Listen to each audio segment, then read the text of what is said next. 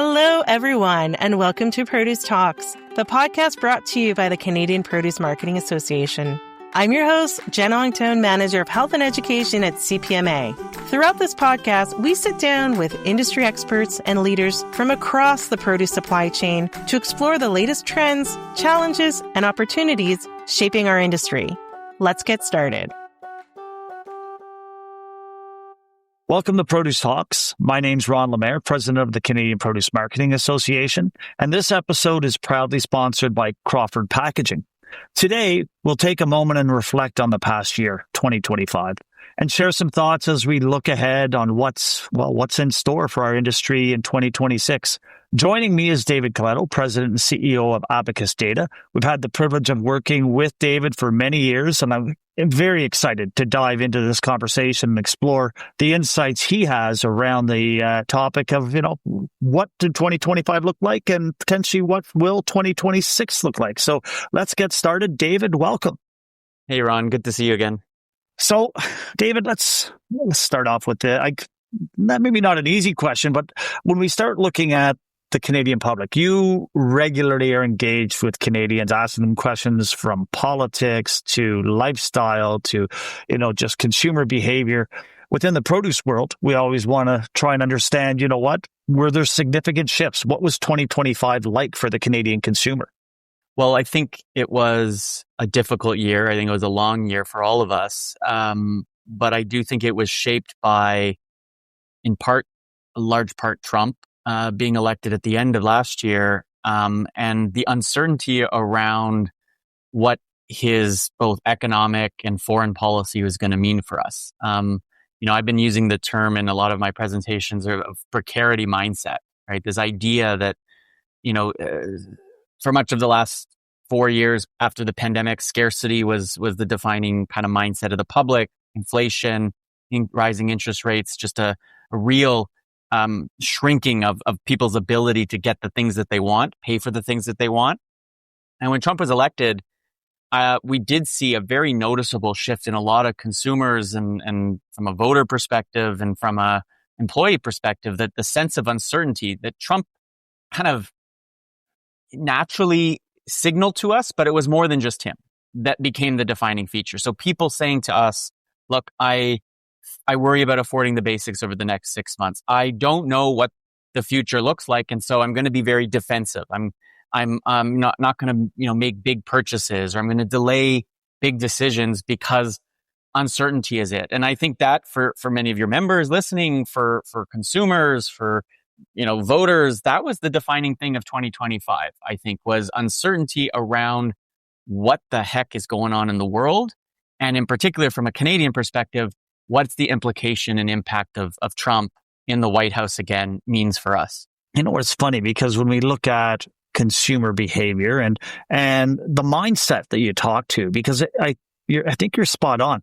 What's interesting, when we look at food inflation, we look at the cost of living, availability of housing, and the compounding of all these on top of one another. Is there something that, let's say on a political level, you could take out of that would ease some of that tension? Or is it just so integrated together that, the road ahead of us is going to be pretty difficult? Well, look, I think, 2025 was the year that inflation for the most part got under control. And we absolutely saw interest rate reductions, which eased some of the pressure, especially if you had a variable rate mortgage or you were renewing and you didn't get as big an increase maybe as you thought you might. So there was some points that policy choices, not necessarily driven by the political government, but by public institutions, created some relief. But I think for the most part, Ron, I see no evidence that people feel that life is easier today than it was when the year started. I think, when we ask people to say what's the pressure points in their life, cost of living remains at the top of the list. People feel that the food prices are the most visual and still the most likely to be cited as the pressure points that people feel. And we were talking about this at an event, your fall harvest event a few weeks ago, that I'd read a really interesting analysis about kind of the return to normal post-pandemic. And you're right, that term was used a lot in the direct lead out of the pandemic. But it occurred to me that I think we have hit the peak point in which people's return to like fully normal life, right? If you are a working age person, maybe you worked in an office. We know more and more of them now are being asked to come back on a more regular basis, which means more costs around commuting. If you've got children, childcare costs, eating out, you don't bring your lunch every day, costs a little bit more. All of those things have kind of, you said, compounded to the cost of participating back in the quote normal economy has come at the same time that, economists are telling us that the public's safety net, all those savings that we saved during the pandemic have completely been eliminated. And now we're going into debt.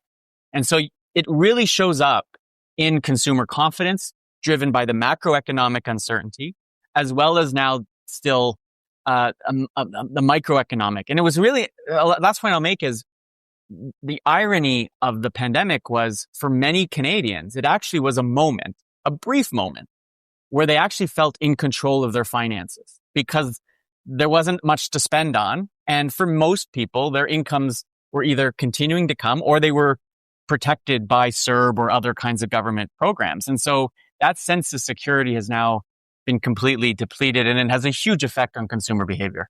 So I want to talk about supply chain resilience, but who out of all the consumer groups, from millennials to boomers, who do you think is really feeling the greatest pain out of the demographic group? And is that, as businesses within the fresh produce industry, I think we need to recognize those demographics. Because let's look at, I don't want to get too political yet, but, the current government was really elected because of a shift in boomer votes. Yeah. Are the boomers and feeling it's the boomers okay?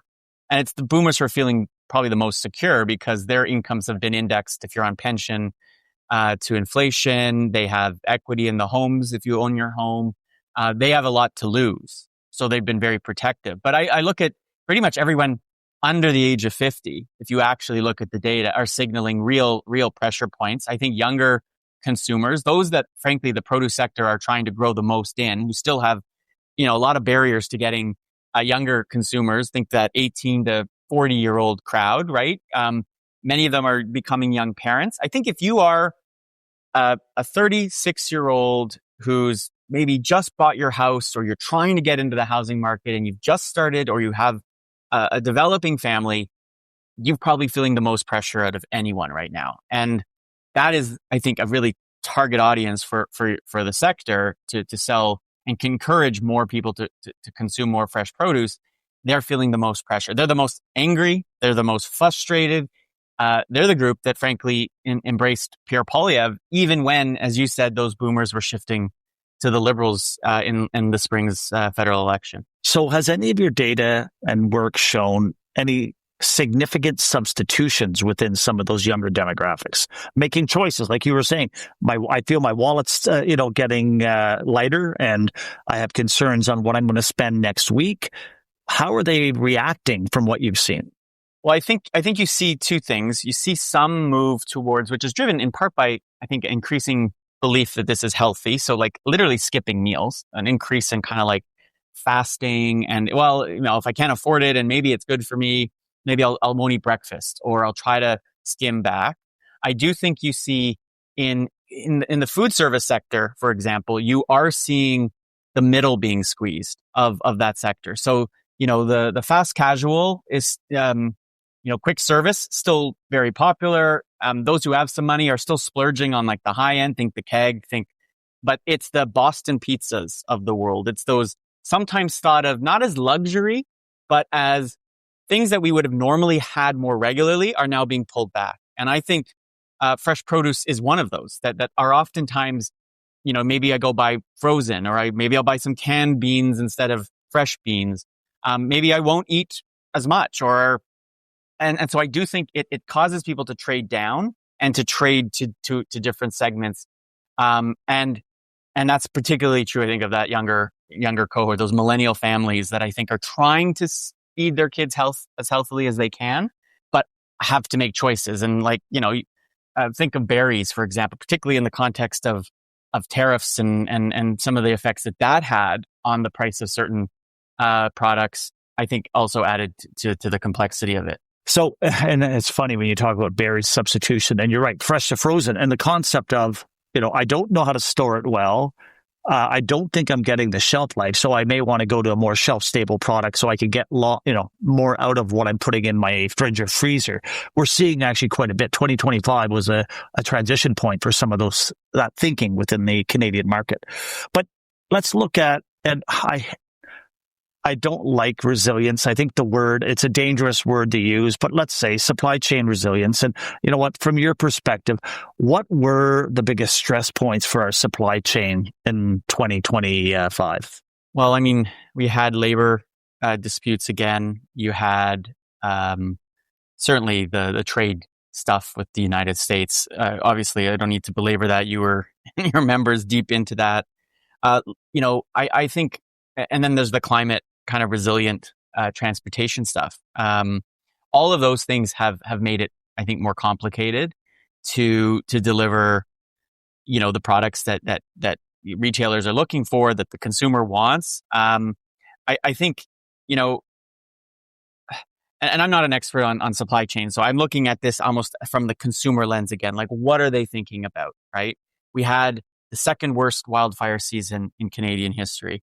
You had that weather volatility reshaping where and what products can come from where. You had the trade tensions that forced, somebody like me, and I'm going to be completely open, I was that patriotic consumer who walked into the retailer and said, I will not buy those blueberries from the United States. I'm looking to Peru. I didn't even know I could get Moroccan, I don't know what it were, blackberries or raspberries or whatever was coming from Morocco. Your members got it to me and I was consuming them.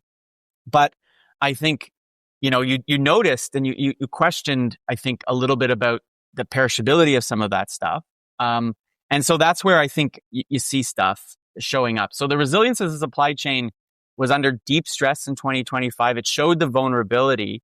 And I think, again, when I come back to labor, and again, I look at that through the precarity mindset, unionized transportation networks are going to, I think in 2026, be under the same kind of pressure because that worker is deeply anxious about automation at the same time that cost of living pressure to get that wage up higher will remain. And so I do think that the same friction we saw in 23, 24, and 25 around labor, I think persists at least a number of years into the future. And it's interesting. Talking to a lot of our member companies who were forward thinking in how they were remunerating their workforce, whether on farm, whether in store, whether in warehouses. They were moving even through some very difficult times, coming out of the pandemic and the last few years, especially in 2025. They maintained a continuous growth in wage to be competitive. Those companies that have not, are we going to see, is the potential there where you start seeing companies begin there? We find greater labor shortages, competitiveness of staff moving from one to the other. It's always been there, but is that one of the real Achilles heels that we're going to see in 2026? Well, I look at just pure demographics. They always say demographics is destiny. And there's three undeniable factors right now. One is Canada's aging as a population. So every year, hundreds of thousands of boomers are leaving the labor market, and they're going to continue to do that. Two, we've clearly reduced our overall immigration numbers as a result of the backlash that was created in public opinion around the really ambitious, both temporary and permanent resident numbers that the previous Trudeau government had. And three is there are still resistance, I'll say, among younger people to doing certain types of jobs, right? And those three factors remain fundamental to understanding that labor is going to continue to be a pressure point in the fresh produce sector, whether it's on the transportation side or pickers or what have you. And I don't see that lifting up. I can't see the political mood shifting in which the federal government is going to move, except in a more restrictive way on some of this stuff. I mean, this was the year that Pierre Poilievre came out and called for the end of the temporary worker program. Now, he said exemptions for agriculture, but still, that you would have never imagined a major political party in Canada coming out in favor of that kind of bold and radical kind of change. And panic stricken stricken from an ag industry, until there was a step back around agriculture, and even the current government looking at how do you modernize the TFW program. But this kind of leads into a question that I have around, government policy decisions. And you mentioned a little bit about trade and tariffs, and we've come out of a Trudeau government that was highly focused on sustainability and regulating sustainability. International.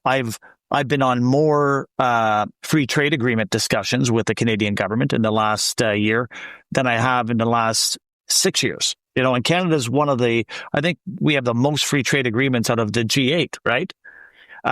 And so when you start looking at all these dynamics, how do you see this shaping Canadian produce landscapes, this coming year? And how did you see this affecting us over 2025? Yeah, I think this was the year that both the federal government and the public, not because we chose this direction, but we were forced to confront the basic idea that we are overly reliant on the United States. They're never not going to be our number one trading partner. The proximity and their size and their influence will continue to be there.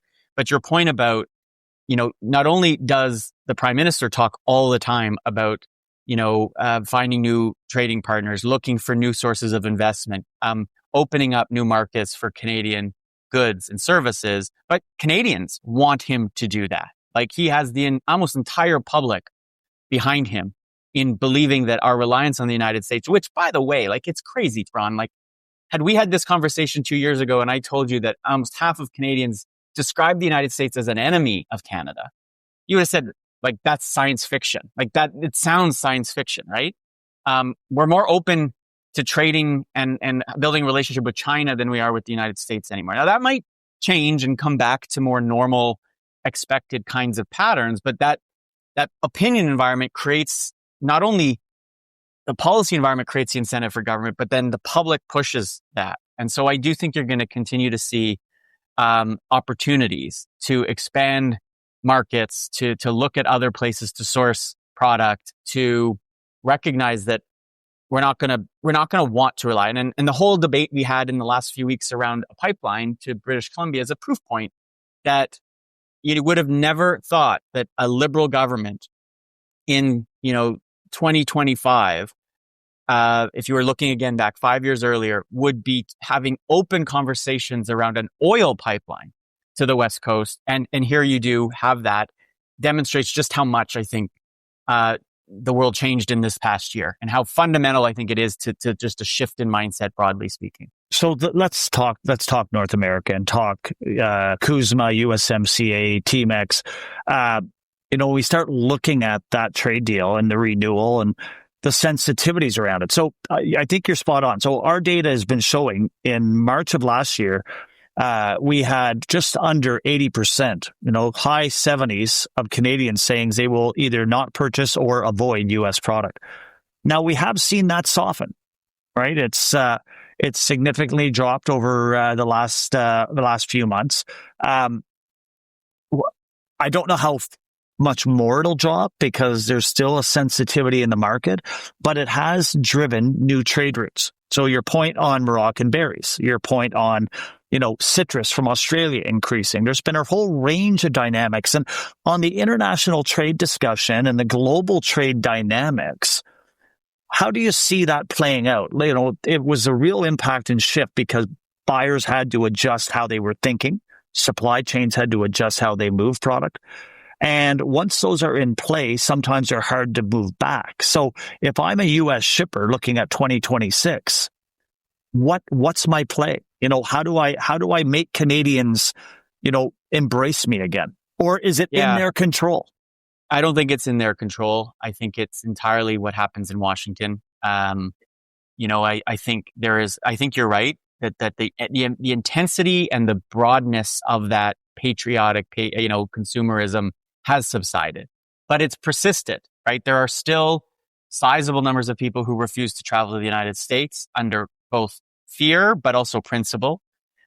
Those baby boomers that we talked about, who are essentially, who are the most likely to consume fresh produce in volume that they like, the longevity, health, produce as medicine mentality is very much alive with them, but they're also the most likely to say still in all the research I've seen that they're angry at the United States.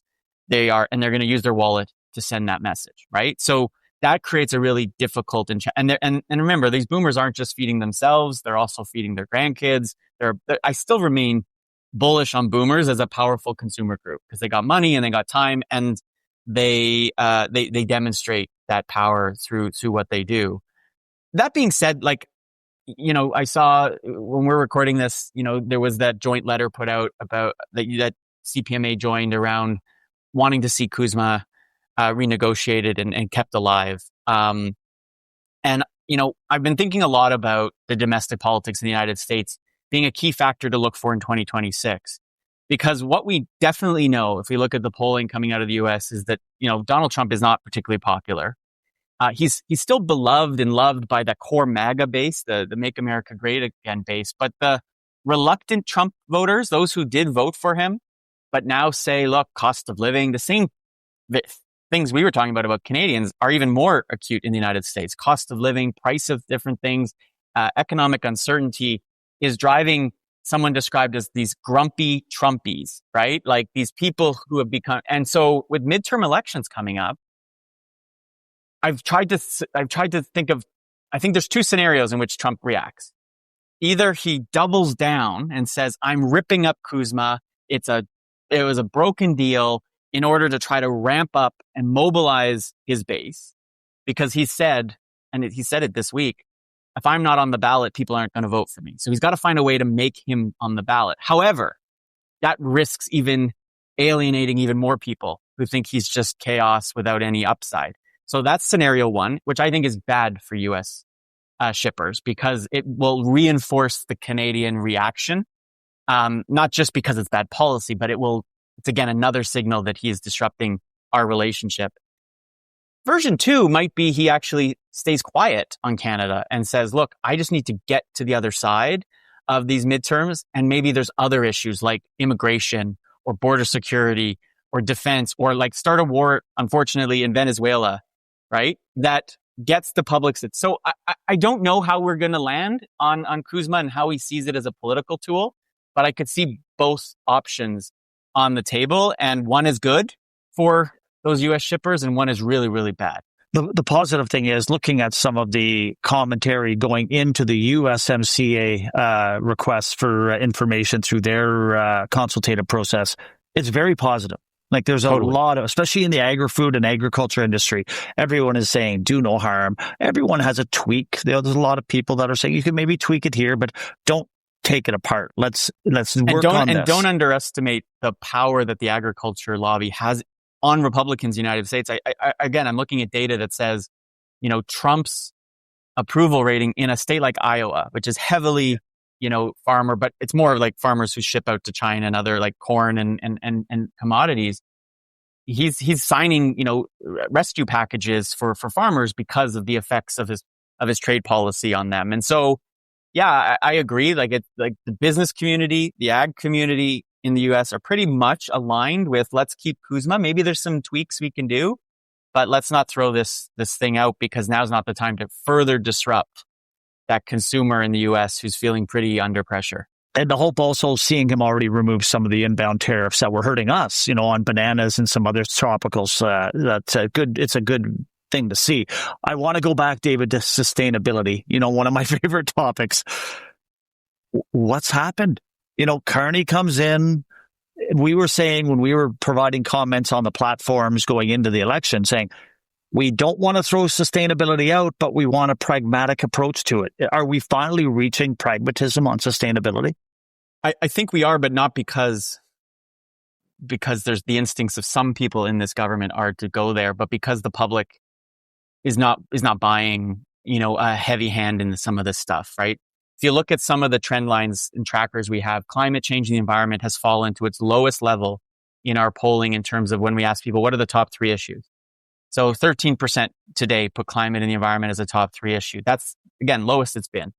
If we use the Alberta-Canada MOU on the pipeline as an example, you are seeing, large majorities, including in Quebec, including in British Columbia, saying, I want a pipeline. I think we can do both energy and, reduce emissions. That signals to me that the public has moved away from a much more, large parts of the public has moved from a rigid demand on government to put these kinds of policies in place. And I think politically, Mark Carney, the people around Mark Carney in particular, believe that climate was and sustainability policy was signature parts of the Trudeau agenda, that if they unroll some of it, will signal again to the public that Carney isn't like Trudeau. And that remains the most important thing that this government can do to sustain its popularity. I love this question we ask people is like, how similar do you think Carney is to Trudeau? And the more you think they're different, the more you like Mark Carney. I get it. Yeah. Right? That instinct, I think, will be there. And so that doesn't mean there won't be demands from industry to modernize packaging, to move in a direction. I've noticed it. Just the other day, I was in a grocery retailer, and it just dawned on me how much of like the washed prep salads have now removed so much of the plastic. And it wasn't because I was about to come and chat with you. I just noticed it. And those are all things consumers will like to see. But that deep pressure on government to force that, I think, has been lifted, and people are much more interested in affordability and making sure that these things aren't affecting the cost of the products that they're buying in grocery stores. So we've talked a little bit about 2025. We jumped into 2026. Let's look ahead and just wrap it up with your thoughts on 2026 consumer market trends, or just the market trends and maybe the consumers as a produce industry. What do we need to really prioritize on to be successful, to drive our supply chain?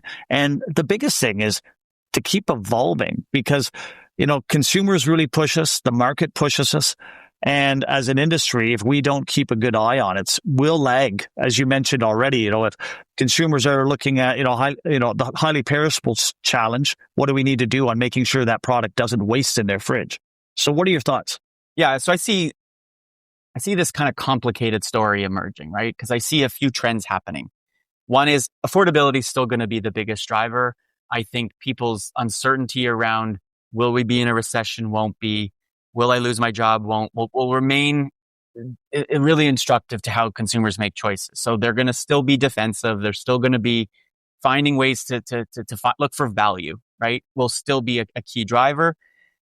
In a lot of the choices they're making, particularly in a grocery store and in other, in food services.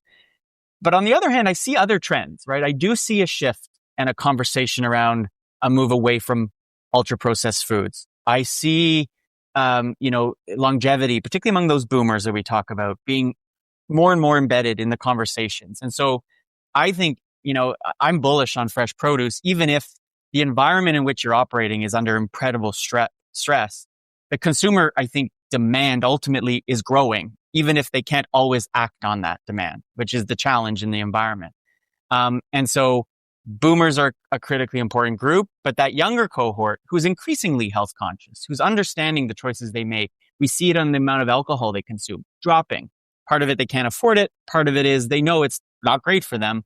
Means that if you can create products that are convenient and easy to access, that have some level of affordability, that you're going to find an audience for it. So, and that all comes with a really important proviso, which I think is underreported, is 2026 will be the year in which these GLP-1 drugs in Canada, like Ozempic, become generics. So the cost of them is going to come down, which means their use might go up. And I always ask the question, what happens when 1 million more Canadians perhaps are eating 500 less calories a day, right?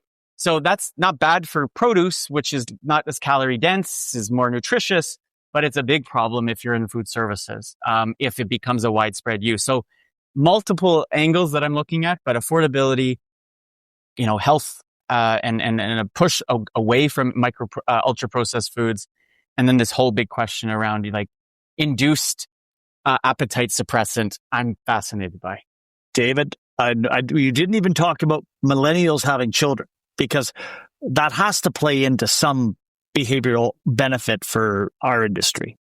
It is. And I mean, you say millennials, I think it's starting to be Gen Z. Millennials are like me. Okay. I'm like I'm the old millennial, 44 years old. So we already have our kids and we've had a huge influence on their behavior and trying to make healthy choices for them. The question is now Gen Z is increasingly going to start to have children, and how you reach them, how you tell stories to them, I think is fundamentally important. The story of 2026, which has been the story of 2025 from a marketing perspective to consumers, is just how fragmented and even more fragmented the information ecosystem is going to be. And the role that AI is going to play when someone asks a question of ChatGPT or Gemini about what should I eat? How do I live more healthily? What are the recipes I can use? And how do you influence the answers that those chatbots are giving? I think as an industry as a whole, as an individual brand, I think will play a bigger role too in the choices that those new parents and those younger consumers are going to be making. So, and you know what? That's scary because a lot of our industry is only getting into the AI world, right? Or realizing they've been in the AI world for some time and they didn't even know the products and tools they were using were being influenced. But the good news is a lot of the decisions that these AI are making, they're going to find validated in what they believe are credible sources when they give advice to somebody or they say. And the good news is it's pretty unassailable that eating more produce is good for you. So I think the industry and the sector starts in a place of strength when it comes to a conversation with somebody who's having that conversation with AI. The question though is how do you get your version of that product? How do you get people if you're in the Brussels sprouts business, how do you get people to eat more Brussels sprouts rather than some other kinds of produce? It is a crazy, fascinating place to be thinking about. The problem having this conversation with you, David, every time you talk about something, more questions come up. And I'm going to give you one more, and that is MAHA in the U.S. and the movement, around how the U.S. are trying to drive healthy eating or eating in general. And, there's a mixed discussion on, concern relative. It's going in a great direction. Produce is going to win versus we will until they talk about crop management tools.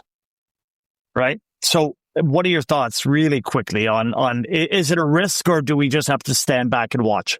I mean, it is a risk. I think anytime the largest consumer market in the world makes a decision about something, it's going to have effects, right, on everyone else. And Canadian consumers are still heavily influenced by information coming out of the US. RFK Jr., I'm not going to, I'll just say, I think most of the stuff he talks about makes no sense. But I do think there's a truth in what consumers believe about some of the stuff they're eating, and whether it is actually healthy or not. And I come back to that ultra processed food, not full out rejection of it, because some people can't afford to. And there's affordable options and there's some healthy processed food options.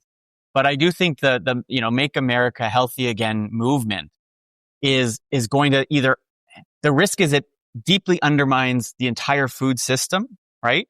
But particularly those in the manufacturing and processing side that, and then it comes back to questions around, chemical use in, I'm missing this here, but, pesticides and genetically modified, ingredients, all those kinds of things. It raises those conversations up and it's harder to control in that environment we described earlier. So, I'm watching that very carefully because I do think that I think people are increasingly aware of some of the risks, and it's harder to control those kinds of stories in that AI fragmented world. Well, David, thank you for this. Very insightful. Really interested to hear your perspective on 2025. And, hopefully our listeners will gain some insights and help their business strategies for 2026. I want to encourage all of our listeners, In Focus with David Coletto. You should be registering for his online information tool. Worthwhile, just understanding what's happening in Canada, and very informative. And your pollster for the Toronto Star and many other publications across Canada. So keep an eye out for David's thoughts as we move forward. And as always, a good friend of CPMA. Thank you, David. Great to see you, Ron. Happy holidays, and we'll look forward to 2026 together. Thank you very much. And wrapping up, I want to thank our sponsor, Crawford Packaging, again, and look forward to speaking with everybody in 2026. Thank you to our guests and to you, our listeners, for joining us. Be sure to subscribe to Produce Talks on Apple Podcasts, Spotify, YouTube, or your favorite podcast app so you never miss an episode. Until next time, fill half your plate with fruits and veggies, keep seeking new knowledge, and never stop growing.